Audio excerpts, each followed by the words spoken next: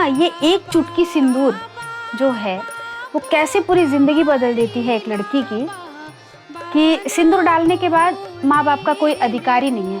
सच बात है। मतलब अभी चलना है तो चलना है, नहीं चलना है तो फिर यही रह जाओ। बाबा हमें धन लोभित धन पे लो भाई गईले हो। कि राम जी जैसे ही आके आंगन में बैठे तो सारे लोग उनको देख रहे हैं। अच्छा, खिचड़ी खाते समय गाली गाने का रस्म है। आए हैं राम जी जनकपुर उतरे, देखन आई सारी दुनिया, सीताराम के भजो। सारी रस्में हो गई हैं, आंगन में खिचड़ी भी खा लिया है दूल्हे ने। अब अपनी दुल्हन रानी को वो लेके प्रस्थान करेंगे अपने घर की ओर। हीरे से नुरवा के कारण बाबा छूटेला नहीं हर मोर रे।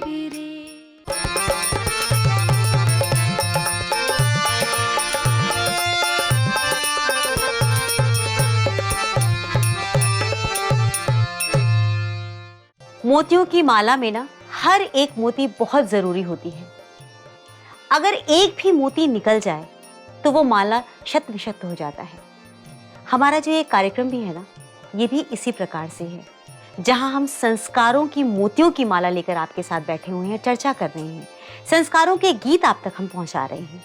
और इस काम में मंगला जी हमारा सहयोग दे रही हैं। इनकी पूरी टीम हमारे साथ मौजूद है। हमने शादी की बात की है, विवाह समारोह की हम बात कर रहे हैं। इस संस्कार में आप बात करते करते वहां पहुंच गई जहां सिंदूर दान हो रहा है। बिल्कुल बिल्कुल। और आपने कहा कि वो गीत बहुत ही मार्मिक है, दिल को छू लेने वाला है। तो वो क्या गीत है, आप सुनाएंगी? वैसे तो विवाह के सारे गीत ही अपने आप में मार्मिक हैं, जहाँ पे कन्यादान है, विदाई है, सिंदूरदान है।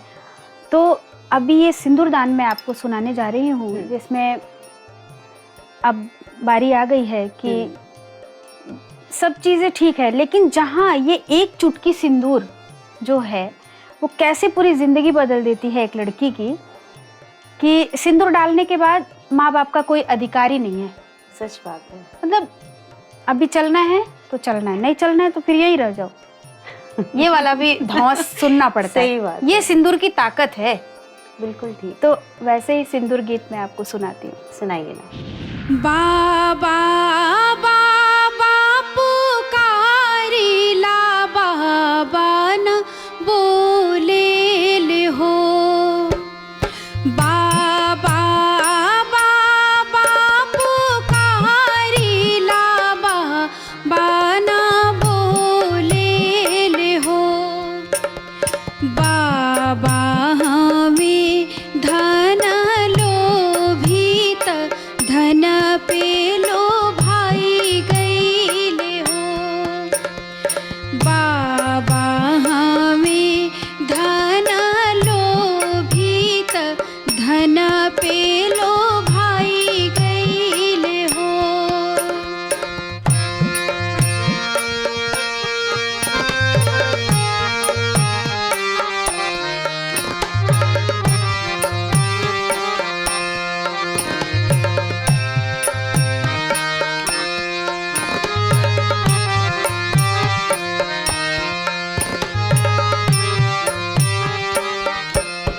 ये लड़की की भावना है कि बाबा बाबा बुला रही हूँ कि ये मेरे साथ क्या होने जा रहा है। फिर भी पिताजी ऐसे नज़र हटाए बैठे हैं कि मैं ये देख भी नहीं सकता। और लड़की का भाव उठता है कि बड़ा ऊंचा घराना देख के, बहुत जायदाद, बहुत कुछ देख के मेरे बाबा इनके हाथों मुझे सौंप दिए।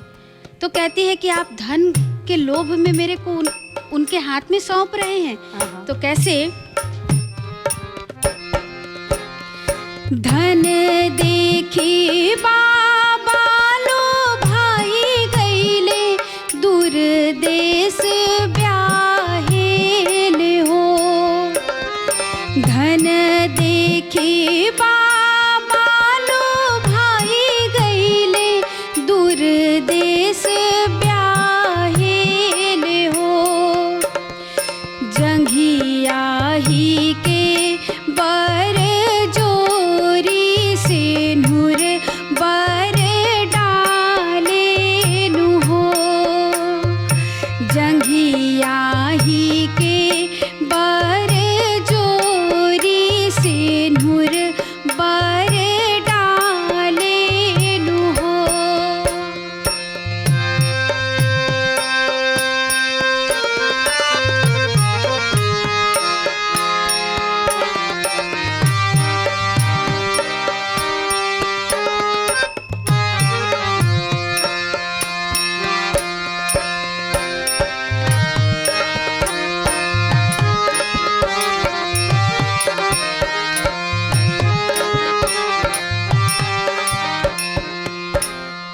सोचती है कि बाबा नहीं बोल रहे हैं तो भैया को बुलाती हूँ, शायद भैया ही सुन ले। भैया भैया पुकारिला, भैया ना बोले ले हो।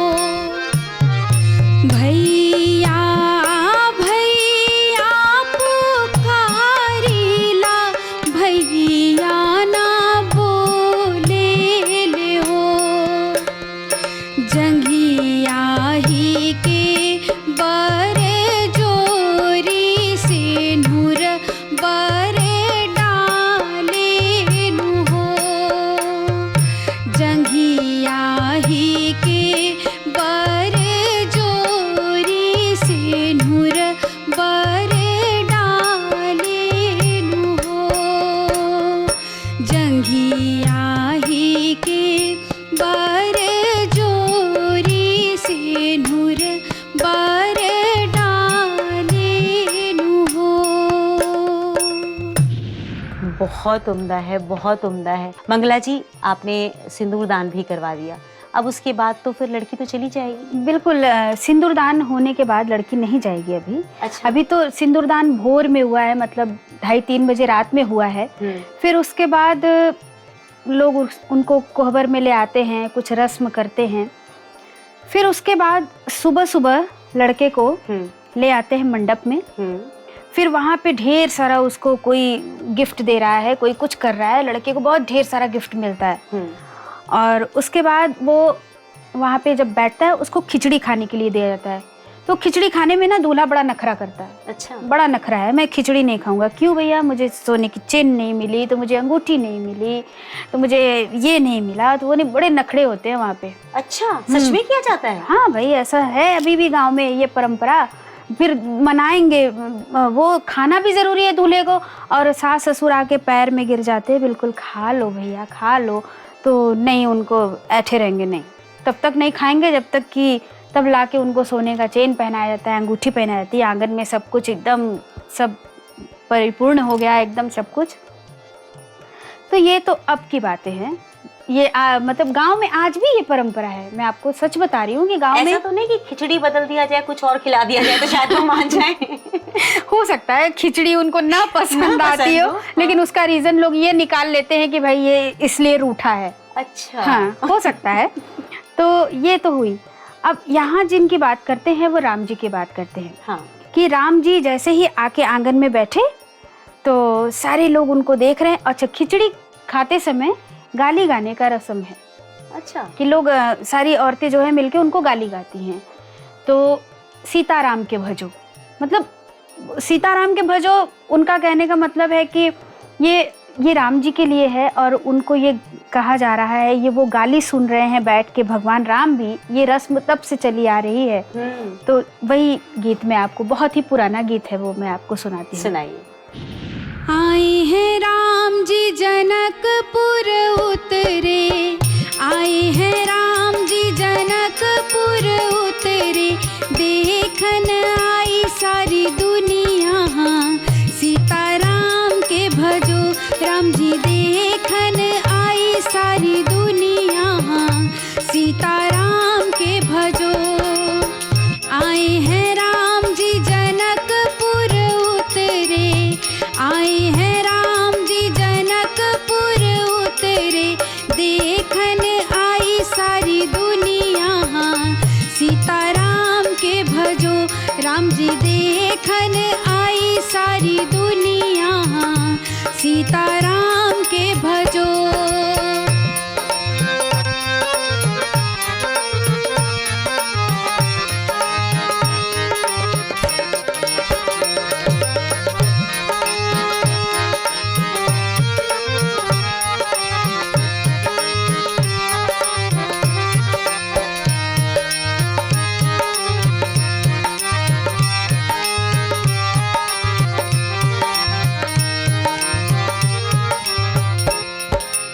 मुंगिया दरिया दरी दलिया रिन्हवली हो।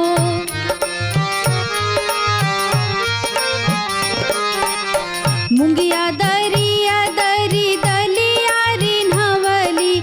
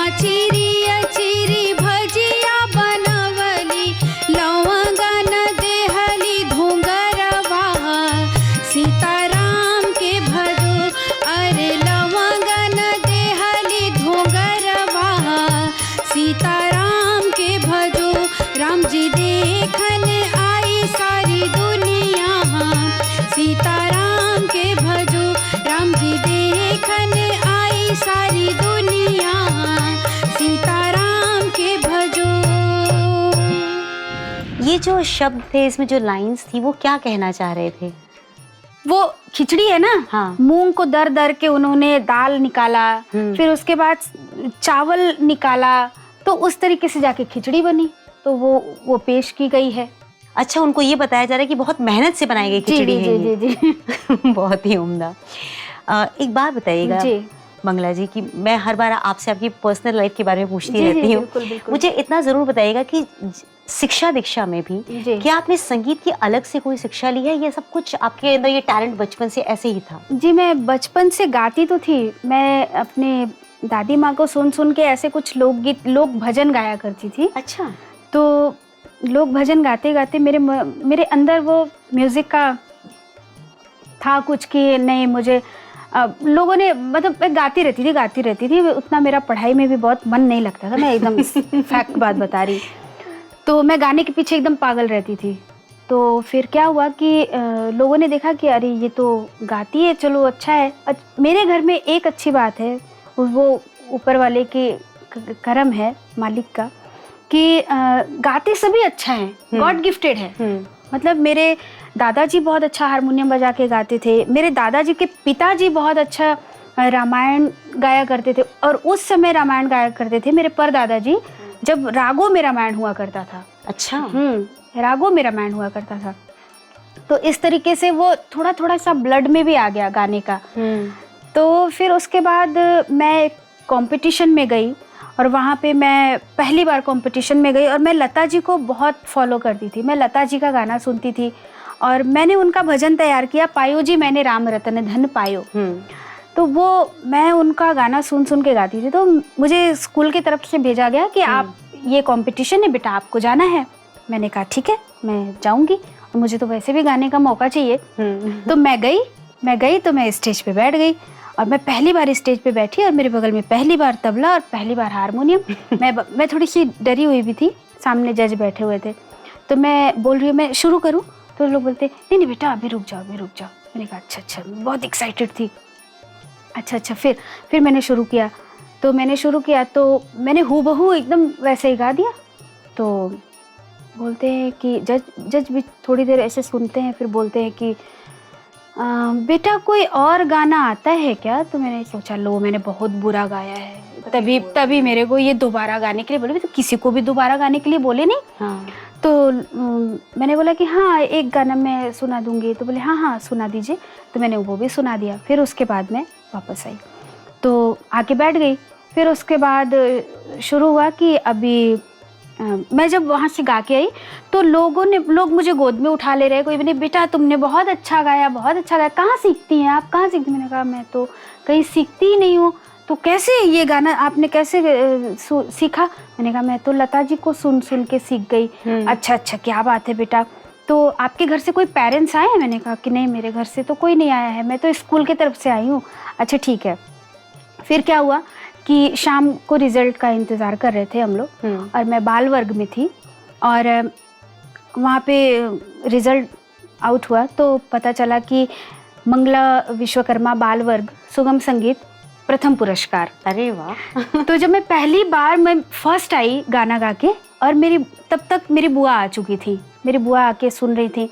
तो मेरी बुआ आई और मुझे गले लगा ली कि वाह मंगला तो फर्स्ट आ गई।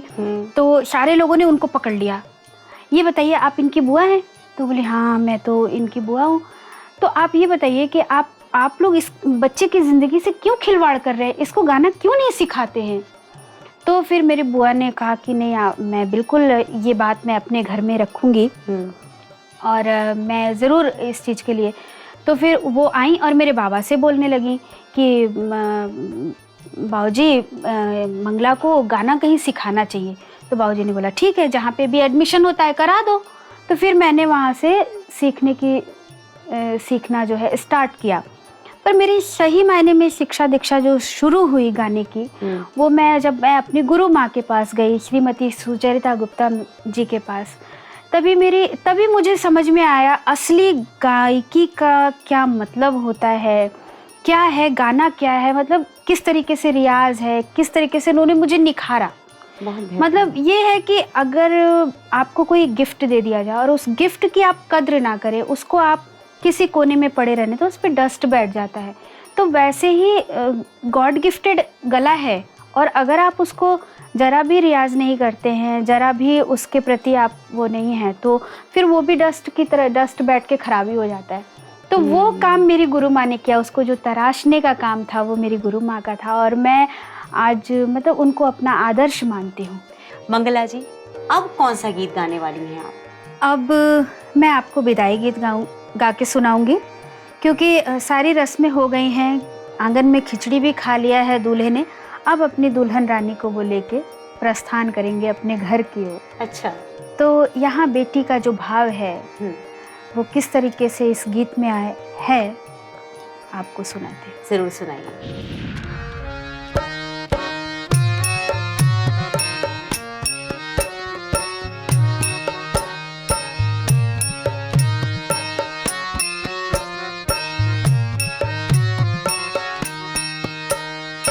चुटकी भर सिंदूरा महंग कैले बाबा, चुनरी भइल अनमोल रे। चुटकी भर सिंदूरा महंग कैले बाबा, चुनरी भइल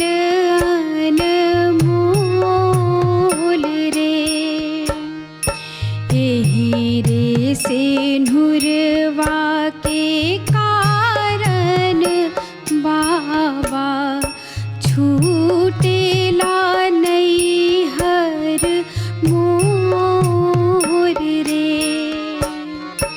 एही रे सिंदूरवा के कारण बाबा, छूटेला नैहर मोर रे।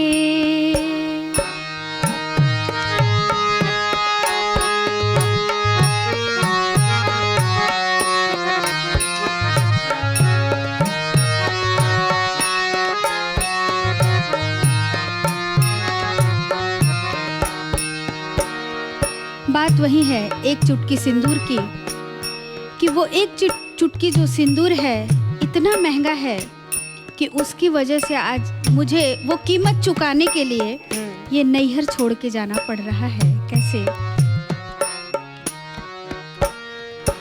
बाबा जे दिहालाना अनधन सोनवा, माई जे लहंगा पटोर रे।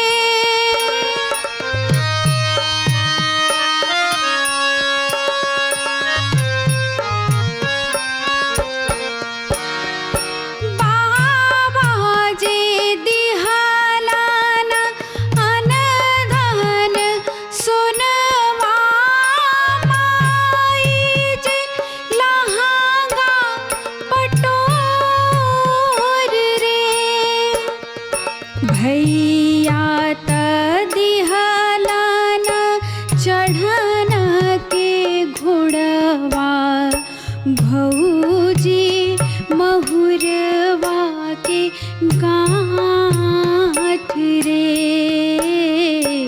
एही रे सिंदूरवा के कारण बाबा, छूटेला नैहर मोर रे।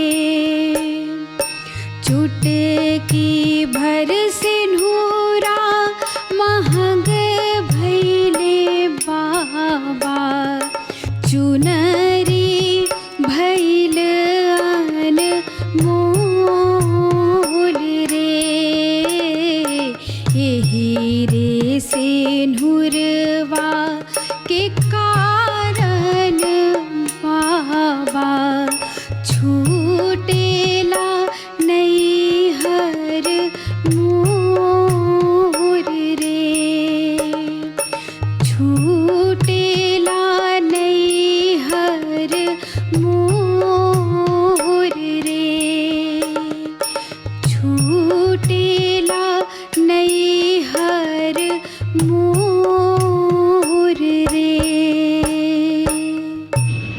बहुत ही हृदय स्पर्शी रहा, बहुत ही हृदय स्पर्शी। देखिए, हमेशा ऐसा कहा जाता है ना कि जब लड़की का विवाह होता है तो वो एक नया जीवन लेने जाती है। जी। जो जीवन उसने अब तक जिया, बस वो यहीं पे खत्म हो जाता है। उसके बाद का उसका जीवन, उसका एक पुनर्जन्म होता है, और वो पुनर्जन्म बिल्कुल उसका कैसा रहेगा ये उसे भी नहीं पता। बिल्कुल शायद सिवाय विधाता के कोई नहीं जानता कि उसकी जिंदगी आगे कैसी रहेगी। बिल्कुल शायद यही व्यथाएं जो हैं स्त्रियों ने इस लोकगीत के माध्यम से प्रस्तुत किया है, और वाकई सबके दिल को छूने वाला। मैं ऐसा नहीं कहती कि आप जो पुरुष हैं आप लोगों को किसी संघर्ष का सामना नहीं करना पड़ता, हर एक के अपने संघर्ष बिल्कुल हैं, बिल्कुल लेकिन शायद आप लोग अपनी अभिव्यक्ति उस तरह से नहीं कर पाए जिस तरह से स्त्रियां कर पाई, और आज दुनिया के सामने लोकगीत के माध्यम से लाए हैं। आप लोगों के भी गीत होते हैं, विरह बनाए जाते हैं, बहुत सारे गीत हैं आप लोगों के, लेकिन जितना स्त्रियों का वर्चस्व रहा है मुझे लगता है पुरुषों ने अपना वर्चस्व नहीं बनाया उसके अंदर। बहरहाल बहुत ही सुंदर प्रस्तुति रही है, बहुत ही अच्छी आपने गीत सुनाए हैं, और ये गीतों का सिलसिला यूं ही चलता जाए ये तो हम चाहेंगे ही हमेशा। पर आज आपने जो सुनाया, तहे दिल से आपका बहुत बहुत धन्यवाद। आप सभी लोगों का धन्यवाद। आपका भी बहुत बहुत धन्यवाद। जैसे ही बच्चा जन्म लेता है ना, उसी दिन तय हो जाता है कि उसकी जिंदगी एक दिन खत्म होगी। वो कैसे खत्म होगी, वो सफर कैसे अंतिम पड़ाव पर जाएगा, ये किसी को नहीं पता सिवाय उस ऊपर वाले के। 16 संस्कार इसीलिए बनाए गए हैं कि जन्म से लेकर मृत्यु तक का जो उसका सफर है वो बहुत ही आसानी से, आनंदमय तरीके से गुजरे। उसके जीवन में जब तक वो जीवित है कोई कष्ट ना आए। ये हमारे ऋषि मुनीषियों ने हमें दिया है। इस धरोहर को संभालिए, इसकी बारीकियों को समझिए। हमारी तो एक छोटी सी पहल है कि हम आपको इस धरती से जोड़ें, आपको आपके बारे में बताएं, आपके संस्कारों से आपका परिचय करवाएं।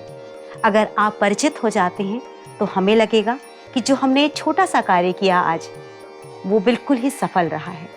अगर आप नहीं भी समझ पाते हैं तो भी कोई बात नहीं, अपने दिमाग को खुला रखिएगा, क्योंकि आने वाले वक्त में भी बहुत सारे ऐसे लोकगीत हम आप तक पहुंचाएंगे जो आपके जीवन को बदल देंगे, आपको आपकी मिट्टी से जोड़ देंगे। आज मुझे दीजिए इजाजत। नमस्कार।